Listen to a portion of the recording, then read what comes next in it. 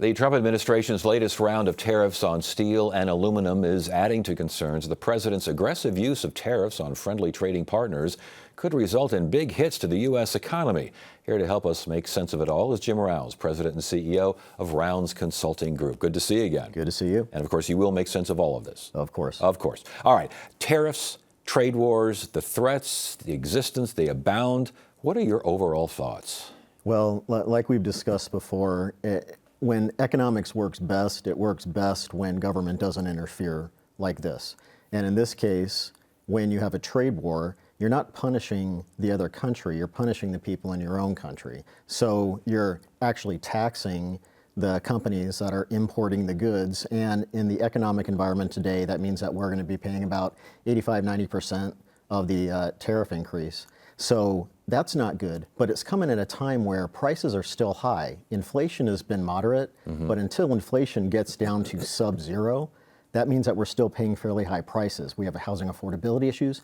There's a lot of reasons why this isn't the right time to play some of these political games, but there's also some arguments that I'm seeing where you sometimes have to play these political games. You just have to pick your fight at the right time. Well, but is there a clear rationale for these tariffs?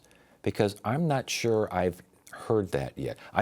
Steel industry, for example, 25%. We saw that yesterday. Okay, domestic steel manufacturer, they're happy about this because this means, that more attention on them, but the surrounding economy, which depends on steel, it's not happy about it at all. Yeah, and it's not too hard to picture. So you just walk around your house and you look at things that are either made of steel or aluminum or some combination. You're looking at, washing machines, refrigerators. You're also considering vehicles. And so it's not like the food tariffs, which immediately you see an price increase in, say, tomatoes. It might be a little while until you're making that next big purchase, but then you're going to see it. Some argue, well, it's going to change and we're going to have a lot of the manufacturing shipping back to the U.S. It does not work that quickly. And a lot of these businesses since COVID already started diversifying their supply chain into multiple countries. It's not just China at this point where we're trying to bring, that nearshoring back. It's all over the place. So it's going to be very complicated in order to punish these businesses that are located outside the U.S. and economics just doesn't work that fast. Well, and how much does it help domestic producers of steel, aluminum, and how much does it hurt, again, the surrounding economy? Well, it'll help a smaller group. Longer term, you might see a little bit more manufacturing, but the primary penalties get imposed on the average individual, the average taxpayer. So it's going to impact lower income individuals, middle income individuals, higher income individuals, everybody. The discussion about whether or not if we had a tax cut, we might be able to offset some of these tariffs. Well, different income groups pay different income tax rates, so it's not the best tax to try to offset that, but at least they're thinking about it. If other countries are thinking about retaliation against U.S. exports, U.S. steel exports, what does that do not only to our economy, but to the world economy? It sets us back. Ideally, what we want to do is negotiate with them to bring their tariffs down. So like Canada, even though, we're talking about increasing tariffs on Canada, they're one of the highest tariff countries out of all the more developed countries that are out there. U.S. is actually pretty low. Well, I think that we could have been more strategic over the last 2 or 3 decades to maybe eliminate some of these, and we could have been more competitive. But you can't make changes like that overnight. You have to be really careful with the threats. But what I also noticed is that for the first time ever over the last 3 weeks or so, I've seen Canada making commercials for U.S. citizens in general on the news stations about the benefits of trade with Canada. So they must be having some kind of influence politically for the Canadian government to be flooding us with a bunch of Canada's our buddy, let's work more closely with them. So I feel like there's a little bit of politics that we just don't know about, but the economics says this is not good for everybody. Well, and I've heard this suggested that when we do things like this, retaliatory measures coming the other direction, that other direction will also look to a China, especially in developing countries, look to a China as a better trade partner after tariffs. Does that make sense to you? It depends on the product. And so where I'd like to see the U.S. go is, yes, I'd like to see some manufacturing back, but the types of manufacturing that we're talking about really aren't high-wage jobs.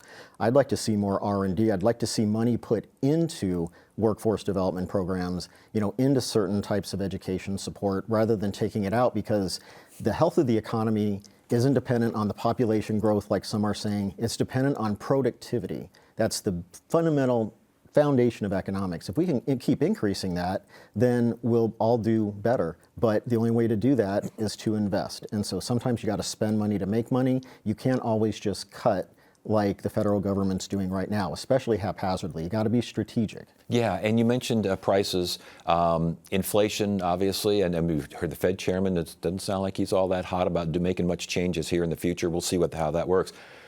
But with all these tariffs, threats of tariffs, uncertainty abounds. What does that do to inflation? Yeah, we're going to see some inflation.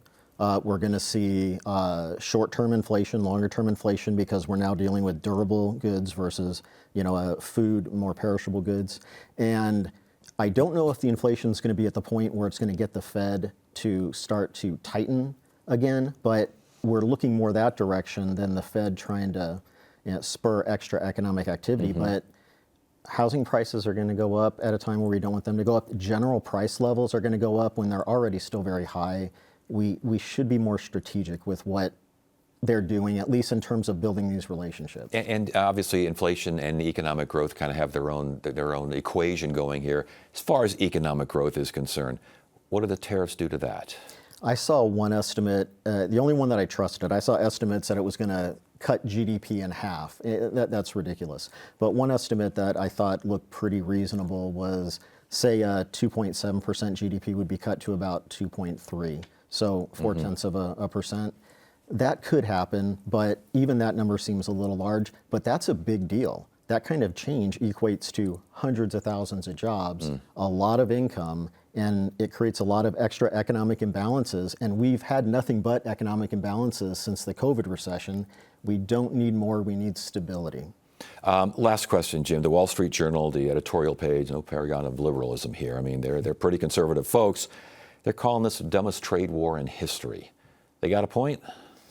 Dumbest in history, it's hard to say.